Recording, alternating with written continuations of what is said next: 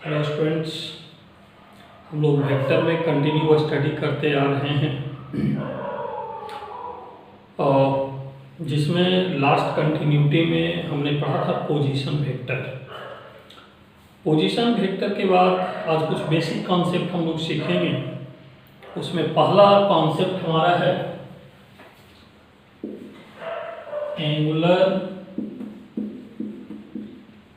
Representation of two vectors। दो vector का angular representation हम किस तरीके से करते हैं। जब दो वेक्टर के एंगुलर रिप्रेजेंटेशन की बात करते हैं तो दो वेक्टर या तो हेड हेड पोजीशन में होना चाहिए या तो टेल टेल पोजीशन में होना चाहिए। मतलब हम ये कह सकते हैं कि angle between two vectors is either in head-head position or in tail position, and always shorter of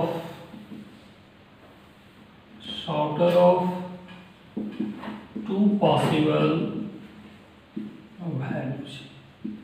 हमने जो भी यहाँ पर बोर्ड पर लिखा है कि angle between two vectors is either in head head position, या तो हम हेड हेड पोजीशन में कंसीडर करेंगे या तो टेल टेल पोजीशन में कंसीडर करेंगे। मतलब हेड टेल पोजीशन में कंसीडर नहीं करेंगे। इसको डायग्राम से हम ऐसे समझ सकते हैं। मान लो कि एक वेक्टर ये है, दूसरा वेक्टर बी है। वेक्टर ए वेक्टर बी, इन दोनों के बीच का angle let us consider 60 degree है। तो अगर ये 60 डिग्री एंगल है तो इस वेक्टर का टेल का पोजीशन इधर है और इस वेक्टर का भी टेल का पोजीशन इधर है। मतलब ये करेक्ट पोजीशन है। टेल टेल पोजीशन चलेगा, हेड हेड पोजीशन भी चलेगा। तो ये टेल टेल पोजीशन में होने की वजह से करेक्ट है। लेकिन आप ये साइड से सोचेंगे तो भी तो टेल टेल पोजीशन में ही होगा। अगर इधर 60 डिग्री है तो इधर से कितना होगा, 360 - 60 = 300 डिग्री। लेकिन ये दोनों ही पॉसिबल वैल्यू में 60 डिग्री शॉर्टर है, इसलिए इसको ओके करेंगे, इसको क्रॉस करेंगे। मैंने कहा है I am always shorter of two possible value. जो दो पॉसिबल वैल्यू है, 60 डिग्री भी टेल टेल में है और 300 भी है, तो इन दोनों पॉसिबल वैल्यू में जो शॉर्टर वैल्यू है उसको हम लोग कंसीडर करेंगे। लेकिन एक दूसरा डायग्राम कंसीडर करें।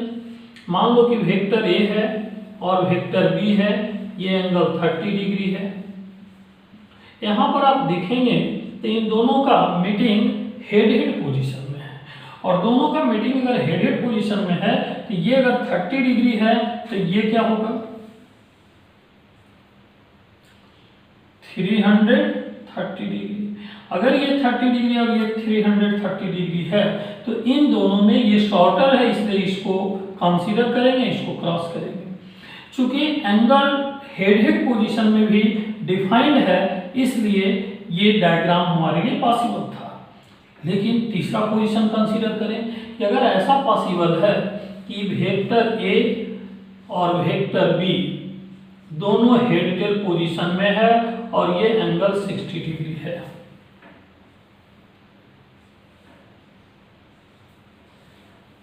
वेक्टर ए और वेक्टर बी दोनों हेड टेल पोजीशन में है और दोनों के बीच का एंगल 60 डिग्री है। तो ऐसे केस में हम क्या करेंगे,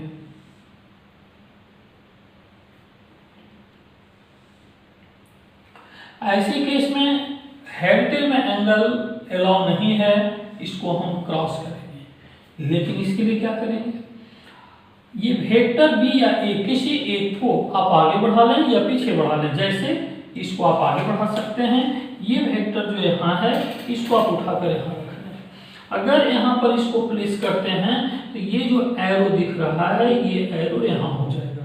जब यहाँ से आप देख रहे थे तो इसका हेड और इसका टेल मिल रहा था, लेकिन जब यहाँ से आप देखेंगे तो इसका टेल और इसका भी टेल साइड मिल रहा है। देख ले आप सही से, ये टेल साइड है और ये भी टेल साइड है।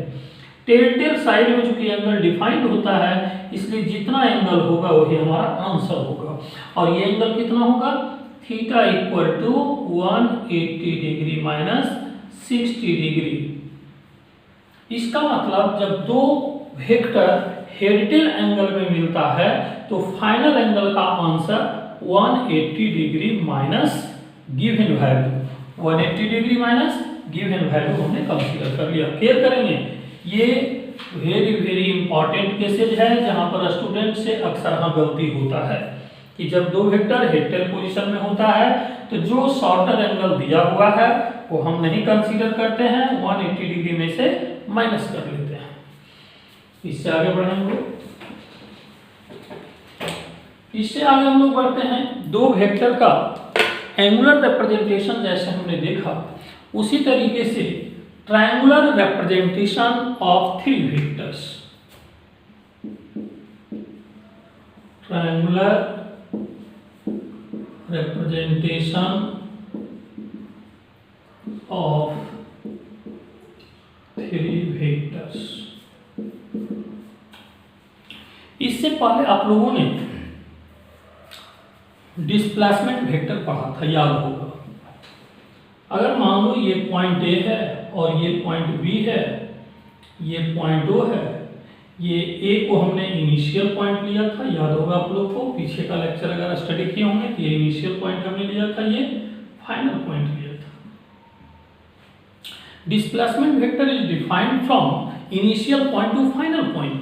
Initial point to final point की ओर जो डायरेक्टेड हम ले रहे हैं, ये हमारा डिस्प्लेसमेंट वेक्टर है। ए का पोजीशन वेक्टर को आप आर ए से सूचित किए थे, याद होगा, और बी के पोजीशन वेक्टर को आपने आर बी से सूचित किया होगा। अगर ये आर ए और आर बी से आपने सूचित किया था तो ये भी मैंने समझाया था कि displacement vector equal to final position vector minus initial position vector. ये पोजीशन वेक्टर ऑफ बी और ये पोजीशन वेक्टर ऑफ ए है। यहाँ पर आप देखें तो ये तीन वेक्टर जो है ये एक ट्रायंगल पर अरेंज है। डिस्प्लेसमेंट वेक्टर के डेफिनेशन में हमने समझाया था, ये तीनों वेक्टर कहाँ अरेंज है, ट्रायंगल पर। इसको आप इस तरीके से लिख सकते हैं, R B equal to R A plus S.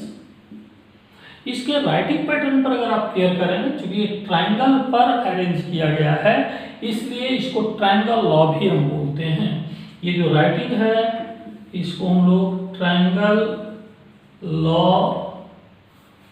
के नाम से जानते हैं। आखिर ट्रायंगल लॉ में स्पेशल बातें हैं क्या, ये आपको सीखना है। ट्रायंगल लॉ का स्पेशल बातें ये है कि इसमें दो वेक्टर जो एडिशन में आया है वह खास कंडीशन में है। आर ए देख लो आप, आर ए का हेड, आर ए का ये हेड साइड है और एस का टेल साइड है।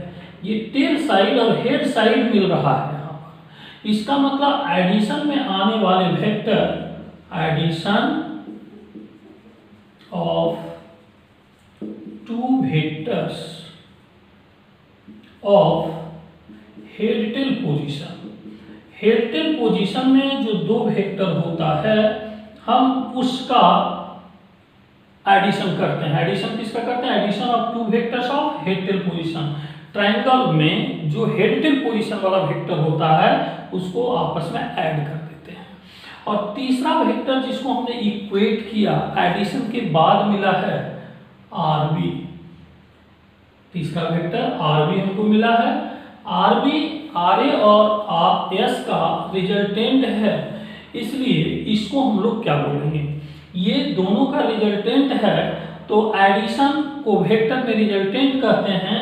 तो we can say that R B is the resultant of R A and vector S. R B के बारे में क्या बोलेंगे, resultant of vector R A and vector S. अब यहाँ पर हम लोग लिखेंगे vector R B is the resultant of vector R A and vector S. क्यों हमने रिजल्टेंट लिखा? रिजल्टेंट का मतलब भी एडिशन होता है, रिजल्टेंट का मतलब भी एडिशन होता है, और यहाँ पर दो वेक्टर का एडिशन है, इसलिए आर भी हमारा रिजल्टेंट है। और जो वेक्टर रिजल्टेंट में आ रहा है, आर बी वेक्टर रिजल्टेंट में आ रहा है, तो आप देखेंगे कि आर बी वेक्टर एस के साथ हेड हेड में मिल रहा है और आर बी वेक्टर ए के साथ टेल टेल में मिल रहा है। इसका मतलब यह है कि जो थर्ड वेक्टर है, इसको आप फिर से आप रिपीट कर सकते हैं। इन्हीं बात को रिपीट करने के लिए एक अलग से हम ट्रायंगल बना रहे हैं। मान लो कि ये वेक्टर ए है, ये दूसरा वेक्टर बी है, और ये तीसरा वेक्टर ट्रायंगल पर सी भी दे सकते हैं, आर भी दे सकते हैं। अब आप देखें इस ट्रायंगल पर ए और बी कैसे प्लेस किया गया है। बी का टेल और ए का हेड एक जगह पर आ रहा है, तो ए और बी चूंकि हेड टेल में है, इसलिए ए और बी को क्या करेंगे, ऐड कर देंगे। और ए और बी को ऐड करेंगे कि तीसरा वेक्टर जो दिख रहा है ये हेड हेड में है और इधर टेल टेल में है, इसको सी लिखेंगे। तो आप देख लें ए और बी क्या है, हेड टेल में। सी वेक्टर क्या है, हेड हेड में और टेल टेल में। तो जो हेड हेड में है, टेल टेल में है, वो रिजल्टेंट हो गया, और जो हेड टेल में है वो दो गिवन वेक्टर है जिसका एडिशन हमने किया है। तो ट्रायंगल लॉ का ये खास बात हमने आपको समझाया। और अभी जो ट्रायंगल लॉ यहाँ लिखा था, जो पीछे हमने डिस्प्लेसमेंट वेक्टर पढ़ा था उसके हेल्प से, उसी को यहाँ पर हमने रिपीट किया। अब यहाँ पर सवाल उठता है कि इन दोनों वेक्टर के बीच का एंगल क्या होगा, ए और बी के बीच का। अगर ए और बी के बीच का एंगल आप ये लेते हैं तो ये बिल्कुल गलत होगा। क्यों होगा गलत? इसलिए कि इसका आप देखें हेड जा रहा है और इसका टेल जा रहा है। हेड टेल वाला एंगल हम लोग नहीं कंसीडर करते हैं, इसलिए ये आउटसाइड से जो एंगल कंसीडर करेंगे वह वेक्टर ए और वेक्टर बी के बीच का एंगल होगा। Theta is the angle between vector A and vector B.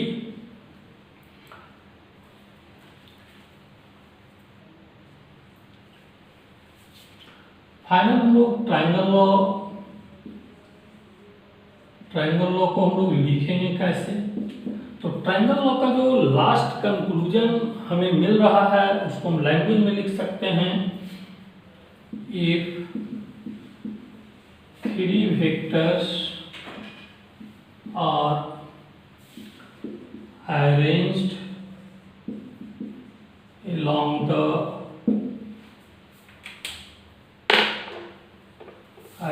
along the sides of a triangle, then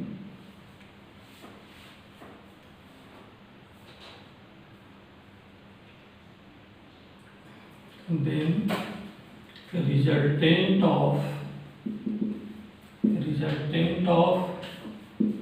two vectors in head-tail position is the straight line from initial point to final point। जैसा कि आप diagram में देख रहे होंगे, ये अभी जो हमने आपको समझाया है, ये वेक्टर ए है, ये वेक्टर बी है, तो ये इनिशियल पॉइंट हो गया वेक्टर ए का और ये बी का फाइनल पॉइंट। इसको जो ज्वाइन करने वाला स्ट्रेट लाइन है और ये हमारा रिजल्टेंट हो गया। और इस एंगल को हमने बताया था कि ये एंगल वेक्टर ए और वेक्टर बी के बीच का एंगल हो गया कि angle between vector A and vector B है और ये आर रिजल्टेंट है। Resultant is the straight line directed from initial point to final point. दो वेक्टर में ये इनिशियल पॉइंट हो गया और ये फाइनल पॉइंट हो गया। यहां से आगे हम लोग सोचें कि ट्रायंगल लॉ के ही आधार पर पैरेललोग्राम लॉ भी हम लोग डिफाइन करते हैं। Parallelogram law of vector triangle law के ही जैसा है, बट इसमें देखते हैं क्या करते हैं। पैरेललोग्राम लॉ में दो वेक्टर के हेल्प से हम पैरेललोग्राम बनाते हैं। मान लो कि दो वेक्टर है, वेक्टर ए और वेक्टर बी। इन दोनों वेक्टर को हमने हेड टेल पोजीशन में रखा है। इन दोनों वेक्टर को किस में रखा है? हेड टेल पोजीशन में। और वेक्टर ए के पैरेलल आप वेक्टर ए फिर यहाँ पर रख दें। किसी भी वेक्टर को अपने पैरेलल शिफ्ट करने से उसके मैग्नीट्यूड और डायरेक्शन पर कोई फर्क नहीं पड़ता है। और फिर बी वेक्टर को यहाँ पैरेलल अगर शिफ्ट कर दिया तो ये आ गया। ये दो वेक्टर टेल टेल पोजीशन में है। ट्रायंगल में दो वेक्टर को हेड टेल में हम रखते हैं और पैरेललोग्राम लॉ में दो वेक्टर को टेल टेल में रखते हैं। यहाँ पर जो रिजल्टेंट होगा वह in between line vector A and vector B आप डायगोनल ऑफ द पैरेललोग्राम भी कर सकते हैं। यहाँ पर रिजल्टेंट ए प्लस बी आ रहा है। तो पैरेललोग्राम लॉ में जब लिखते हैं r equal to A plus B, तो जिस दो वेक्टर का एडिशन करते हैं वह टेल टेल में होगा या तो फिर हेड हेड में होगा। ये साइड से आप देखिए, इसका टेल मिल रहा है और यहाँ पर देखें इसका हेड और इसका हेड मिल रहा है। ट्रायंगल में ये बातें नहीं था। ट्रायंगल में क्या था? जिस दो वेक्टर को ऐड करते हैं वह हेड टेल में था और इसमें क्या है? या तो टेल टेल में होगा या तो हेड हेड में होगा। और तीसरा जो रिजल्टेंट वेक्टर है ये डायगोनल ऑफ द पैरेललोग्राम है। डायगोनल ऑफ पैरेललोग्राम, ये पैरेललोग्राम का जो डायगोनल है उसके अलॉन्ग ये आ रहा है इसका रिजल्टेंट। इन रियल फैक्ट आप पैरेललोग्राम लॉ यूज करें, ट्रायंगल लॉ यूज करें, दोनों का यूज करने का तरीका अलग है बट दोनों का फाइनल रिजल्ट सेम है। ये जस्ट इंट्रोडक्शन है ट्रायंगल और पैरेललोग्राम लॉ का। इन दोनों का डिटेल एप्लीकेशन अभी देखना हमें बाकी है, जो आगे के लेक्चर में हम लोग देखेंगे। आज का टॉपिक यहीं पर एंड करते हैं।